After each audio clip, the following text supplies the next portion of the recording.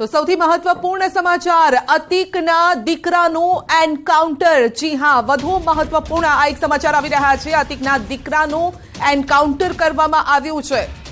આપને યાદ હશે કે અતિક ગુજરાતની જેલમાં બંધ અને ત્યારબાદ તેને યુપી પણ લઈ જવામાં આવ્યો હતો કેસની પૂછપરછ માટે। આ સાથે જ જે હિયરિંગ હોય છે તેના માટે તેને લઈ જવામાં આવ્યો હતો, પરંતુ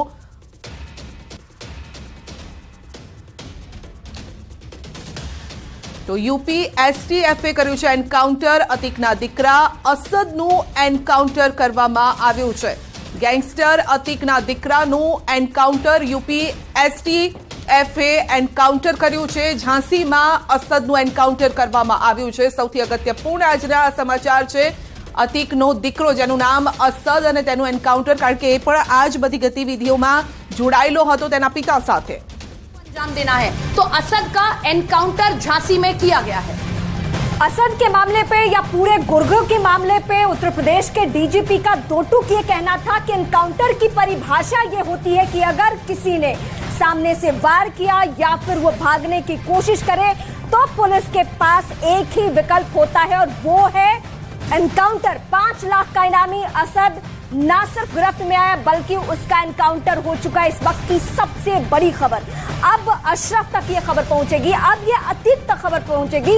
जो अतीक पहले से ही डर रहा था, जो पहले से ही खौफ में था, वो ये भी दोहरा रहा था कि मेरे पूरे परिवार को अब मिट्टी में मिलाया जा रहा है। तो जाहिर सी बात है जो जैसा करेगा उसका अंजाम ऐसा ही होना है। और उत्तर प्रदेश को लेकर सीधे सीधे जो सर्वे सर्वा हैं उत्तर प्रदेश के सीएम योगी आदित्यनाथ, जिनके लॉ एंड ऑर्डर कंट्रोल को लेकर पूरे देश में चर्चा हो रही है, आज वहां से एक और बड़ी घटना निकलकर सामने आई है। तो देखिए, अतीक अहमद ने कहा कि मेरी माफियागिरी तो पहले ही खत्म हो गई थी और उसकी एक और बानगी आज नजर आई जब अतीक के बेटे असद का एनकाउंटर किया गया। असद जो कि लगातार इस मामले में फरार चल रहा था, अलग अलग लोकेशन में छिप रहा था, उससे जुड़ी जानकारी जुटाई गई और झांसी में आपको बता दें कि असद का एनकाउंटर हुआ है। आपको बता दें कि इस हत्याकांड के बाद से ही वो अलग अलग जगहों पर जाकर छिपा हुआ था, उस पर इनाम की राशि भी बढ़ाई गई थी।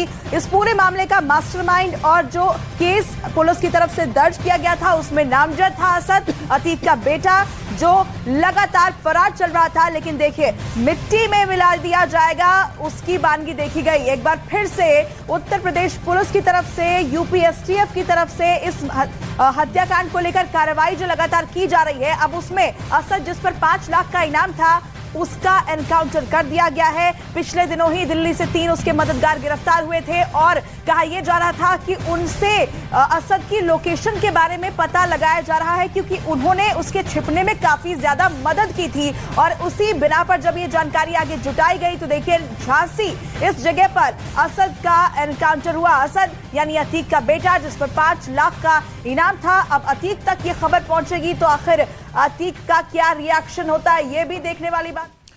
तो सहयोगी नवीन પણ આપણી સાથે જોડાઈ ગયા છે અને સીધો જ સવાલ કરીશું કે યુપી અતીકના દીકરાનું એન્કાઉન્ટર કરવામાં આવ્યું છે અને 5 લાખનું ઇનામ પણ તેના માથે હતું, પરંતુ સૌથી મોટી વાત નવીન એ છે કે જ્યારે અતીકને ગુજરાતથી यूपी લઈ જવામાં આવ્યો હતો ત્યારે પણ તેણે પોતે પણ એક ડર જાહેર કર્યો હતો। તેણે કહ્યું હતું કે મને એન્કાઉન્ટરનો ડર લાગી રહ્યો છે। આજે તેના દીકરાનું એન્કાઉન્ટર।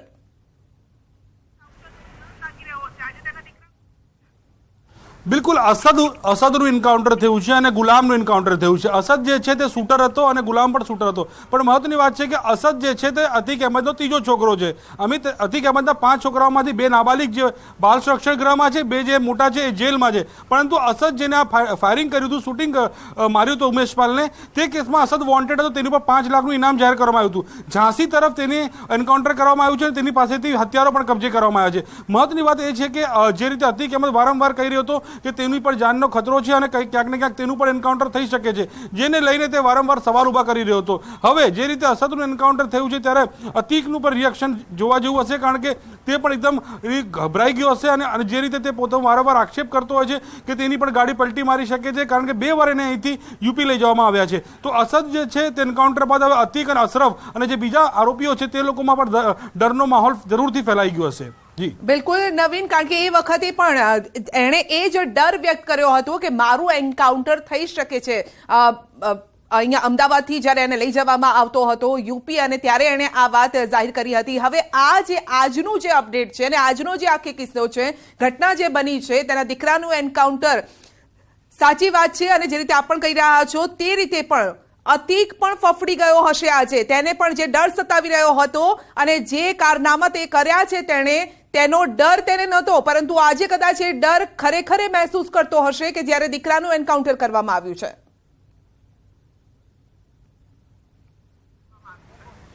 જી બિલકુલ, અસદ જે છે, અસદની એન્કાઉન્ટર બાદ હવે સવાલો જરૂરથી અતિકના મનમાં ઊભા થતા હશે, પરંતુ સૌથી મોટી વાત છે કે તેના પુત્રનું એન્કાઉન્ટર થયું છે, પરંતુ ક્યાંક ને ક્યાંક અતિક જ જવાબદાર હોય. કારણ કે એક વાત એવી પણ આવી હતી કે અતિકે જ અસદને મોકલ્યો તો ઉમેશપાલ હત્યા કરવા માટે. અસદ અને ઉમેશપાલ જે અતિક છે તેની વાતચીત થઈ હતી, જેમાં અતિકે કીધું તું ક્યાં કર રહ્યો, તો અસદે કીધું હતું કે બિરયાની ખા રહા હું. તેને લઈને અતિક ખૂબ જ ગુસ્સે થયો હતો અને કીધું કે ઉમેશપાલને શું કરવાનું છે. यूपी से हमारे रिपोर्टर ऋषभ हमारे साथ जुड़ गए हैं. जी ऋषभ, अतीक, जाहिर बात है कि अतीक अभी डर में होगा क्योंकि उनके बेटे का असद का एनकाउंटर किया गया है. क्या कुछ अपडेट मिल पा रहा है वहां से? देखिए, झांसी में एनकाउंटर हुआ है एसटीएफ के साथ में, जिसमें अतीक का बेटा असद और 5 लाख का इनामी शूटर गुलाम दोनों मार गिराए गए हैं. अतीक का बेटा असद और गुलाम दोनों मारे गए हैं. दोनों के पास से सोफिस्टिकेटेड इंग्लिश पिस्टल मिली है और जो बताया जा रहा है कि एसटीएफ लगातार इनको घेरेबंदी कर रही थी, जिसके बाद झांसी में दोनों को घेरा गया है. यूपी एसटीएफ के डिप्टी एसपी नवेंद्र कुमार और विमल की टीम थी जिसने इनको घेरा है. जब असद और गुलाम की ओर से एसटीएफ की टीम पर फायरिंग की गई है, जवाबी फायरिंग में असद मार गिराया गया है और शूटर गुलाम भी ढेर हो गया है. जी ऋषभ, इनकी क्राइम कुंडली किस तरह की रही है? क्योंकि अतीक के बारे में तो लोग जानते हैं, असद के बारे में कुछ बताएं. देखिए, असद अतीक का बेटा है. अतीक के तमाम कारोबार में वो शामिल है और जो सबसे अहम उसका अपराध है वो उमेशपाल मर्डर ही है. उमेशपाल हत्याकांड में सीसीटीवी फुटेज में साफ साफ असर दिखाई दे रहा था कि वो खुद फायरिंग कर रहा है, वो खुद इस पूरे शूटआउट में शूटर के तौर पर शामिल था और इसलिए असर लगातार यूपी एसटीएफ और पुलिस के निशाने पर था और अब एसटीएफ ने को एक बड़ी सफलता मिली है. असद को और शूटर गुलाम को यूपी एसटीएफ ने झांसी में मार गिराया है. जी, ये पूरी घटना किस तरह से घटी है, इस बारे में कुछ ज्यादा जानकारी मिल पाई है? देखिए, अभी पूरी ऑफिशियल कोई डिटेल भी प्रोवाइड नहीं कराई गई है. ये शुरुआती जानकारी आ रही है कि एसटीएफ के साथ एनकाउंटर हुआ है जिसमें असद और गुलाम मारे गए हैं. यूपी एसटीएफ की टीम है जिसमें डिप्टी एसपी नवेंद्र कुमार जो प्रयागराज यूनिट के डिप्टी एसपी हैं और डिप्टी एसपी विमल शामिल हैं, जिनकी टीम ने इस शूटआउट को, इस एनकाउंटर को अंजाम दिया है. जी, अब सवाल ये आता है कि अतीक का माइंड अभी किस तरह का होगा. जाहिर बात है कि वो भी डर रहा होगा क्योंकि अहमदाबाद से यूपी जब उसको ले जा रहे थे तभी भी उसने यही बात जाहिर की थी कि मेरा एनकाउंटर हो सकता है. जाहिर सी बात है वो भी डर में होगा.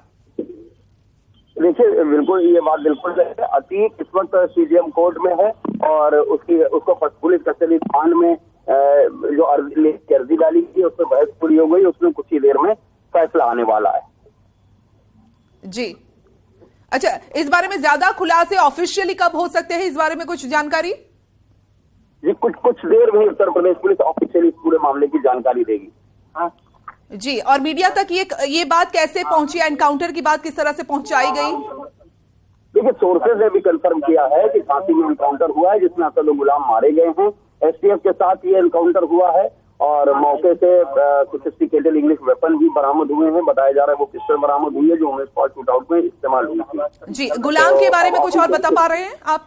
बता पाएंगे? गुलाम इस शूटआउट में शामिल था. जो सीसीटीवी है कि शूटआउट से ठीक पहले वो एक दुकान पर कैप लगाए हुए खड़ा हुआ है. जैसे उमेशपाल की गाड़ी रुकती है वो दुकान से निकलता है और ताबड़तोड़ फायरिंग शुरू कर देता है के ऊपर. तो सारी चीजों की शिनाख्त हो चुकी थी सीसीटीवी फुटेज से और आज ये एक बड़ी कामयाबी मिली है यूपी एसटीएफ को. जी, अतीक के साथ किस तरह से असद जुड़ा हुआ था? बेटा तो है लेकिन उनकी क्राइम के मामलों में किस तरह से जुड़ा हुआ था?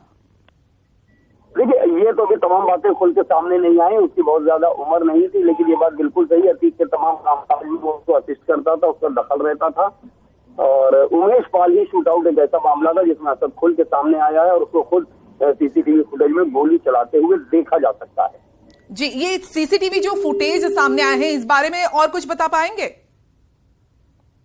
जी, आपका शुक्रिया हमारे साथ जुड़ने के लिए।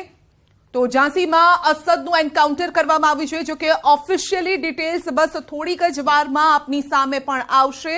તો અતીકની એક તરફ જેલ યાત્રા અને બીજી તરફ તેના દીકરાનું એન્કાઉન્ટર। કહેવામાં આવે છે કે જો તમે ખોટા કામ કરો છો તો તેનો અંજામ પણ ખોટો જ આવે છે અને એ વાત અહીંયા પણ સાબિત થઈ રહી છે। નવીન મારા સહયોગી પણ આપણી સાથે જોડાયેલા છે। જી નવીન, જે વાત મેં કરી કે જ્યારે તમે ખોટું કરતા હોય છે બીજા સાથે તો તમારે પણ એ ભોગવવું પડે છે, કર્મનું ફળ અહીંયા જ મળી જાય છે। નવીન, બિલકુલ સંધ્યા, જે રીતે અમે છેલ્લા 15-20 દિવસથી કન્ટિન્યુ અતીકનું જે આખું કવરેજ કરી રહ્યા છે તેના ચહેરા પર ડર તો હતો જ, કારણ કે તે પોતે વારંવાર કહી રહ્યો છે કે તેનું બી એન્કાઉન્ટર થઈ શકે છે, તેની પણ ગાડી પલટી મારી શકે છે। તો તેને અંદાજો આવી ગયો છે કે કદાચ હવે તેના કર્મોના જે ફલ છે હવે અહીંયા ભોગવવાનો વારો આવી ચૂક્યો છે।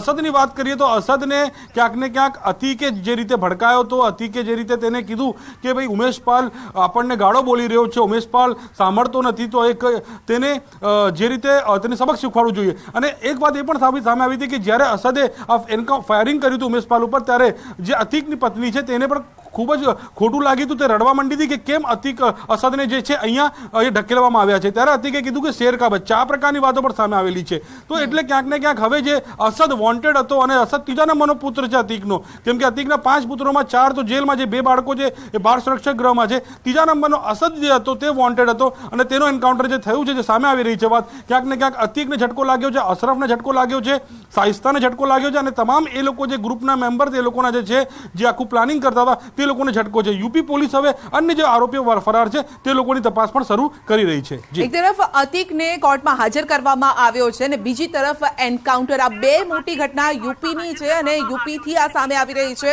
સ્વાભાવિક વાત છે, ઉમેશ પાલની જ્યારે આપ વાત કરી રહ્યા છો તો પરિવારજનોને એક રાહત, થોડીક રાહત આજે મળી હશે। નવીન, બિલકુલ ઉમેશ પાલની માતા અને ઉમેશ પાલની પત્નીની એક જ ડિમાન્ડ છે કે આ બધાના એન્કાઉન્ટર થવા જોઈએ। જે રીતે ઉમેશ પાલની હત્યા થઈ છે ફાયરિંગમાં, બધાનો એન્કાઉન્ટર થાય ત્યારે જ શાંતિ મળશે। ઉમેશ પાલની માતા અને ઉમેશ પાલની જે પત્ની છે તે વારંવાર એક જે છે વાક્ય કહેતા હોય છે કે આ લોકો જ્યાં સુધી જીવતા છે કશું પણ કરી શકે છે, જેલમાં હોય કે ગમે ત્યાં હોય એ કંઈ પણ કરી શકે છે। તો ઉમેશ પાલની માતા અને ઉમેશ પાલની પત્ની જરૂરથી હંમેશાથી કહેતી આવી છે કે આ લોકો જ્યાં સુધી જીવતા હશે ત્યાં સુધી કશું પણ કરી શકે છે, જેથી આ લોકોનું એન્કાઉન્ટર જ કરવું જોઈએ। પરંતુ ક્યાંક ને ક્યાંક પોલીસ જે છે તે ફરાર આરોપીઓને પકડવામાં હતી। હવે અતીક જે છે તેનું રિએક્શન મોટી વાત છે, કારણ કે આજે ઉમેશ પાલ હત્યા કેસમાં તેને કોર્ટમાં રજૂ કરવામાં આવ્યો છે, તેને રિમાન્ડ માટેની વાત ચાલી રહી છે, જ્યુડિશિયલ કસ્ટડીની વાત ચાલી રહી, પરંતુ અત્યારે ઓર્ડર જે પેન્ડિંગ ઉપર છે, સુનાવણી પૂરી થઈ ગઈ છે। તો એ સુનાવણી જે પૂરી થઈ ગઈ, હવે ઓર્ડર શું આવે છે, કેમ કે હવે એને વાત પણ ખબર પડી જ ગઈ હશે ક્યાંક ને ક્યાંકથી કે અસદનું જે છે તે બિલકુલ એન્કાઉન્ટર થઈ ચૂક્યું છે, ત્યારે હવે તેનું રિએક્શન શું હોય છે સૌથી પહેલા એ પણ મહત્વનું રહેશે। સંધ્યા જી, તો એક્સક્લુઝિવ માહિતી ન્યૂઝ 18 પર આપણે બતાવી રહ્યા છે અને ફરી આપણે न्यूज 18 ની હિન્દી ચેનલો પણ આપણે જે અપડેટ છે તે પણ આપણે બતાવીશું। આપ અમારી સાથે જોડાયેલા રહેશો। ऐसे दुर्दांत बदमाशों का, माफियाओं का सफाया कर रही है। मैं एसटीएफ को भी बहुत बहुत बधाई देता हूँ। ब्रजलाल जी, मुझे आपसे ये समझना है कि अमूमन जब ऐसे मामले सामने आते हैं और जब इतने बड़े बड़े माफियाओं के जो जितने भी नेटवर्क्स हैं, जितने भी गुर्गे हैं, इधर उधर भागने की कोशिश करते हैं, तब एक स्पेशल टास्क फोर्स का गठन किया जाता है जिसमें कि पूरे तरीके से फोकस्ड होकर दिन रात एक करके काम किया जाता है किसी को भी पकड़ने के लिए।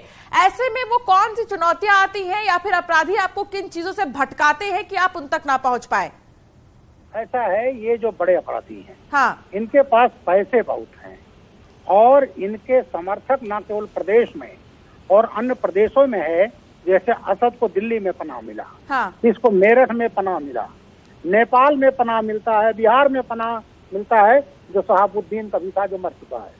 तो ऐसे माफिया, इनके पास पैसे हैं, हथियार हैं, छिपने की जगहों की कमी नहीं है और जब ये जघन्य अपराध करते हैं तो अपने ठिकाने बदलते हैं।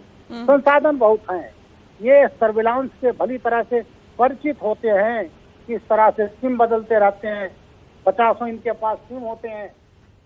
તો અતીકના દીકરા અસદનું એન્કાઉન્ટર કરવામાં આવ્યું છે. એક તરફ અતીકને કોર્ટમાં હાજર કરવામાં આવ્યો છે, તેની પેશી છે, અને બીજી તરફ તેના દીકરાનું એન્કાઉન્ટર કરવામાં આવ્યું છે. તો ઉમેશપાલ હત્યા કેસમાં તેની સંડોવણી શૂટર ગુલામનું પણ એન્કાઉન્ટર કરવામાં આવ્યું છે. તો બે વ્યક્તિનું આજે એન્કાઉન્ટર. વધુ અપડેટ થોડી ક્ષણોમાં જ ઓફિશિયલી અપડેટ સામે આવશે, પરંતુ જે વિગતો અમારી પાસે પહોંચી રહી છે, સૌથી પહેલા ન્યૂઝ 18 આ સમાચાર આપના સુધી પહોંચાડ્યા છે. શૂટઆઉટમાં સામેલ અસદ શૂટર ગુલામ પણ ઠાર કરાયા છે.